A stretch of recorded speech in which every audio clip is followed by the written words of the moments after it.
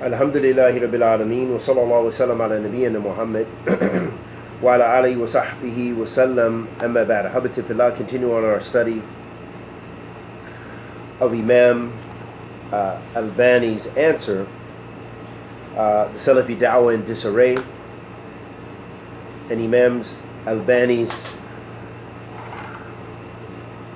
discussion, short and brief discussion or answer in response to what he felt was one of the greatest reasons the Dawah was in disarray, and this was during his time, and it's still relevant for us in this time, as we see that we have immense fitna, and as Imam al-Albani mentioned, one of the biggest causes for that in his view is that there are youth that have no knowledge or have limited knowledge, and then they make fatwa. They're making rulings and judgments, and those fatwa, those rulings and judgments, of course, they pertain to individuals as well.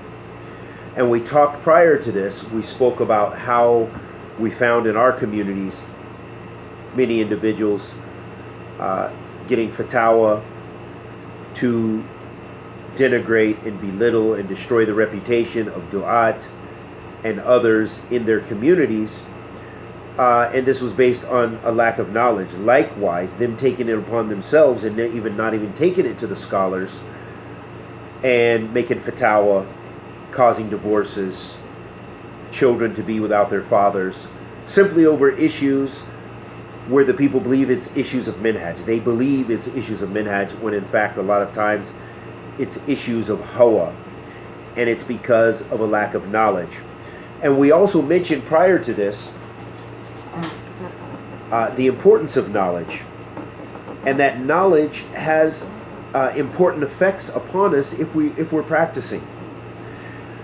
And one of the most appropriate ways to gain that knowledge, to gain Islamic knowledge, is by fearing Allah subhanahu wa ta'ala, having ikhlas, and striving to attain that knowledge. And that will have an effect, as the Salaf used to say, al-amal thamarat al-ilm, that deeds, good actions, are the result of knowledge, the result of sound knowledge. So sound knowledge should bear fruit of sound actions.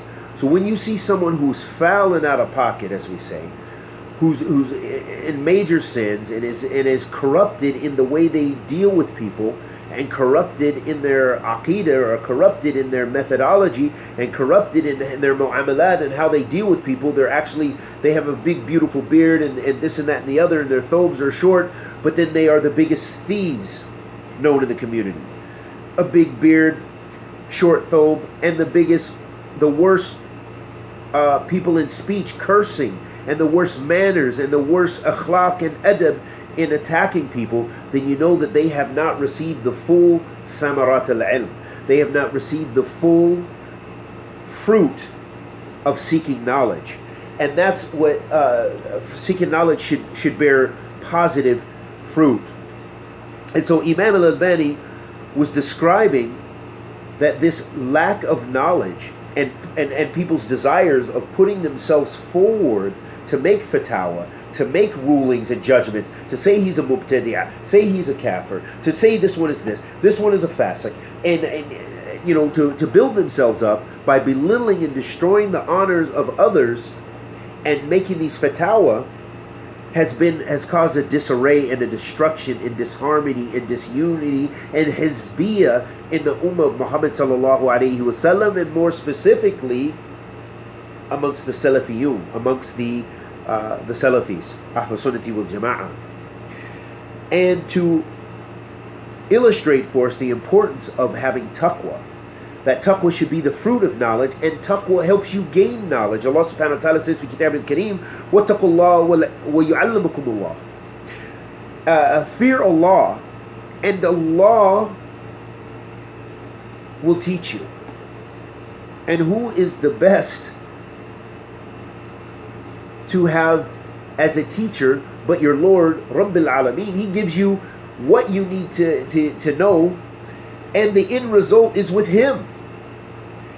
In that whatever you attain of knowledge and you practice, if you practice it, then you will gain the full benefit with your Lord subhanahu wa ta'ala. You'll receive ajr from your Lord tabarak wa ta'ala. And so this shows us the importance of fearing Allah subhanahu wa ta'ala, and that should be our thamarat al-ilm. Not our result of knowledge should not be that we are using knowledge to belittle people and to make ourselves proud and boastful. So that's very important, because this is the result. This is what you see, and this is what the Imam al-Albani was pointing to, that these people, they build themselves up and then they make fatwa not based on knowledge, and they are not mustahiq. They are not do not have the right to make these fatwa, because they have not reached that level of knowledge. May Allah subhanahu wa ta'ala forgive us and guide us and protect us. Allah subhanahu wa ta'ala says في كتابه الكريم يا أيها الذين آمنوا إن تتقوا الله يجعل لكم فرقانا. Allah subhanahu wa ta'ala says, O you who believe, and this is in Surah Al-Anfal, verse 29, O you who believe. Allah subhanahu wa ta'ala is addressing the mu'mineen, Ahl Iman, the believers. If you fear Allah,